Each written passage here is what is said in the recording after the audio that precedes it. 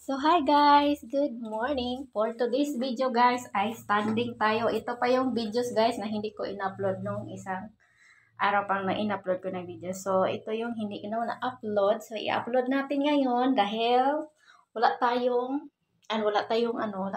videos ngayon na ma-upload. So, kailangan kong mag-upload ng videos guys kasi kailangan ko rin ma-meet yun ang mga weekly tasks ni boss. So, I need upload. So, magsawa na kayo sa aking ginagawa. Basta ako, hindi ako nagsasawa sa aking ginagawa. So, anyway, disclaimer sa mga taong hindi gusto ang video na to, please mag-skip na lang kayo ng video and maghanap kayo ng video ang gusto nyong panoorin. So, standing lang guys. Pag may malaki kang, may malaki kang bewang. So, dahan-dahanin natin papaliitin yan. Kasi, ang pangit naman pag super taba. Super malaki na ba? So, madali lang tong workout na to guys. Dahil ano lang naman to. 5 minutes and 11 seconds. So, samahan niyo ako guys.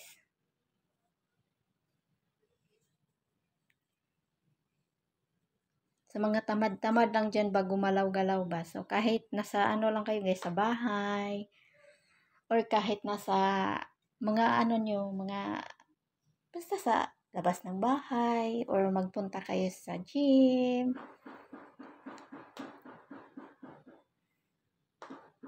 Kayo nung bahala kung anong gusto nyong workout gawin. Pang whole body workout to guys, ang aking mga ginagawang workout hindi lang to para sa isang sa isang braso, sa leeg, charing. Sa belly, kundi lahat ng pang whole body nga. Ulit-ulit tayo Mag 1 minute counting pa rin kayo guys, para hindi kayo malito sa inyong ginagawa. Pwede din kayo mag-timer guys. Kung meron man kayong timer dyan, hindi is good yan. Kaysa mag-isip-isip ka, mag-counting. Nakaka-istorbo yun. Oo naman guys, nakaka-istorbo talaga yan. So, kailangan mo talagang mag-focus. Love yourself. Mamahalin natin ang ating sarili bago tayo magmahal ng pasaway. Pasaway na ba magmamahal, Cordapia? Ha? Para sa akin, pasaway muna sila kasi wala pa naman akong minamahal. So, kailangan nating mag-focus lang muna sa ating sarili. Para pagdating ng panahon, makalimutan na natin itong workout na to. Diba? Lalo na pag may anak ka na, mag-focus ka na talaga sa kidots. Bawat minuto, bawat oras na sa ka na, may iniisip ka na, hindi ka na nag-iisa, diba? Ganoon naman mga mommies, diba? Yung alagang-alaga ka sa mga anak.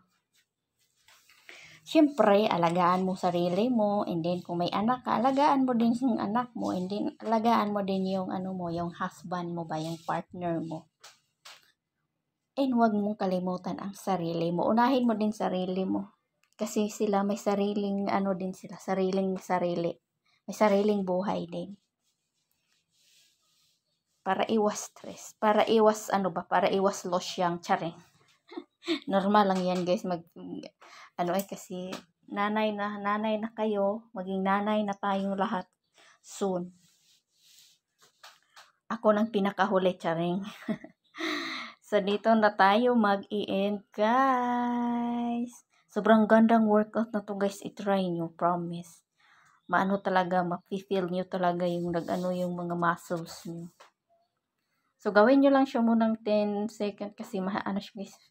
Parang mahirap. First time ko yung gawin So, always I'm doing like that workout because so very nice. Nakaka-stretch siya talaga ng ng legs. And then, parang ma-feel mo talaga siya na you're so nice. So, bye na guys. Thanks for watching. Thank you sa mga silent viewers ko, sa mga new followers. Thank you guys. See you to my next video. May workout ako ngayong araw. So, bye-bye.